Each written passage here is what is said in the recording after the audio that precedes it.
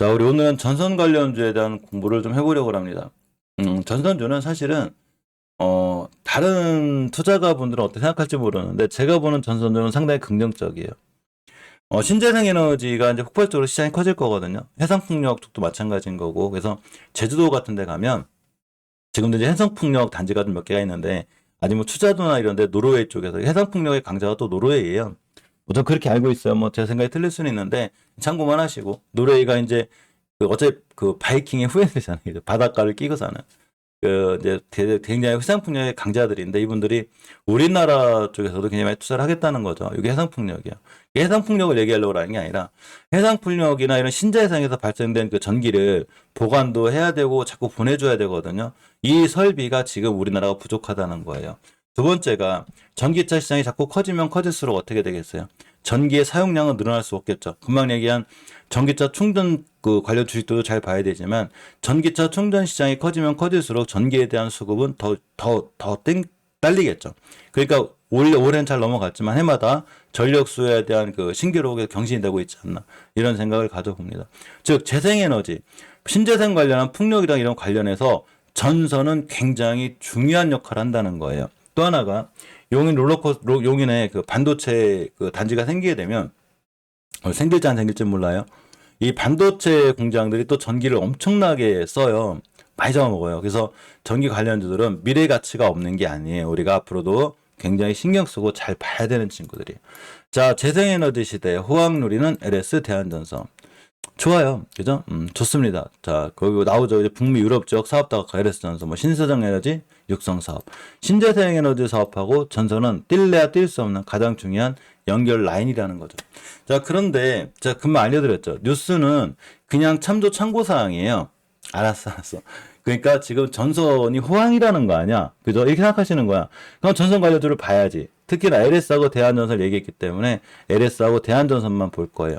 자, 먼저 LS를 봅니다. LS는 2차전지 관련주로도 연결이 잘 돼 있어요.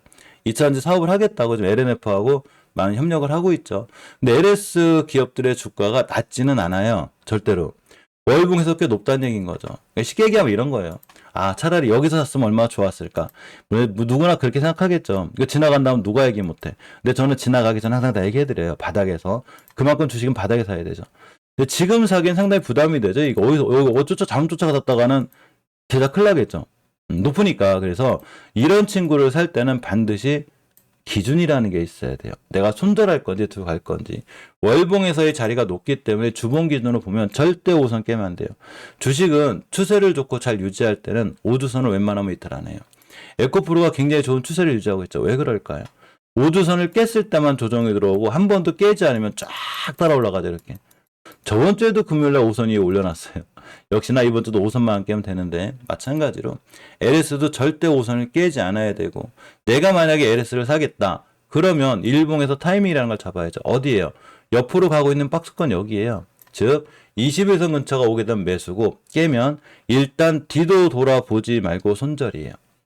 여기서 여러분 여기서 물렸는데 자꾸 여기다 대고 LS가 어떻고 뭐가 어떻고 2차 전지가 어떻고 의미 없어요. 뚝 떨어질 건데 계속 이렇게 그죠?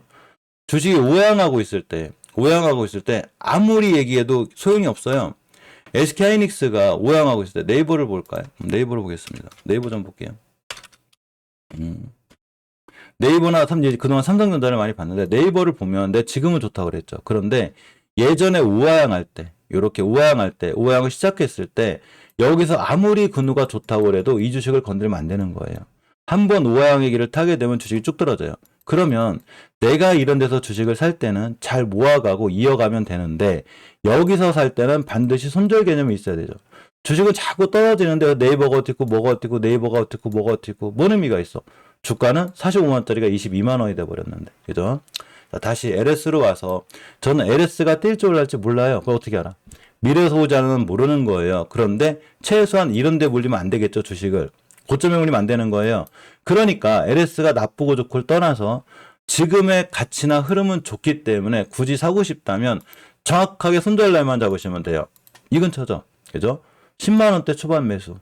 깨면 뒤도 돌아보지 말고 일단 손절했다 생각해야 되는 거예요. 손절했다가 내가 과연 계속 투자할 건지. 혹자는 그런 얘기를 하거든요. 그럼 장기 투자하면 되죠. 저 장기 투자라는 거에 대해서 한번 생각을 해볼게요. 장기 투자라는 건 바닥에 사가지고 2, 3년 쭉 들고 가지고 이 수익을 거두는 게 장기 투자죠. 여기서 물려가지고 나 이제 장기 투자할 건데 이게 장기 투자가 아니에요. 이거는 물려가지고 어쩔 수 없이 끌려가는 거고 남들한테 계좌 보여주기 창피하니까 나 이거 장기 투자하는 중요한 거지. 사실은 장기 투자는 이런 데서부터 시작하는 거죠. 그죠? 이런 데서부터. 바닥에서부터 장기 투자했을 때 나중에 내가 어디서 팔 건지만 결정해주면 돼요. 이런 데 들어갔을 때, 물렸을 때 장기 투자하는 게 아니라 물렸을 때는 일단 뒤도 돌아보지 말고 손절. 본인이 원하는 자리가 올 때까지 분할 매수해야 되겠죠. 차근차근 분할 매수하는 거예요. 떨어지고 있는데 여기다 대고 자꾸 야 전선업계 호황이라는데 LS 잘 나간다는데 내 주식은 왜 자꾸 떨어지는 게 도대체? 당연하죠. 주식은 많이 떨어지면 많이 올라가는 거고 많이 올라가면 누군가는 차익 실현이라는 걸 하겠죠. 좋은 뉴스를 통해서 주식을 넘길 수 있는 위험한 상황까지 오는 거예요. 물론 꼭 그렇다는 게 아니라 뉴스를 믿지 말고 자리를 믿어요. 주식은 뉴스를 믿는 게 아니에요. 우리가 보통 재료 매매라고 하죠. 저는 재료 매매 별로 안 좋아해요.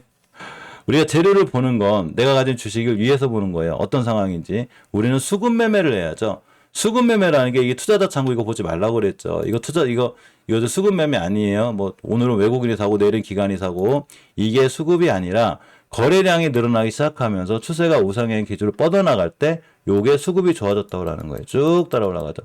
그런데 아직 수급이 깨진 건 아니지만 월봉 H가 높기 때문에 반드시 요 근처 매수 깨면 일단 손절하고 보는 게 맞습니다. 또 하나가 이제 이쪽에서 대한전선을 얘기했기 때문에 대한전선을 한번 볼게요. 역시나 굉장히 호황을 거두고 있다고 그래요.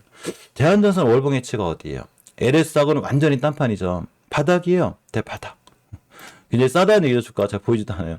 자, 오선 회복해주고 있죠. 근데 대한전선 같은 경우 이제 액면 병합을 했죠. 그러면서 이렇게 액면 병합하면서 뚝 떨어졌다가 이제 잠깐 거래 정지 기간이 있었고 빵 때렸다 뚝 떨어졌는데 최저점을 찍었어요. 저점 찍자마자 거래량이 터졌죠.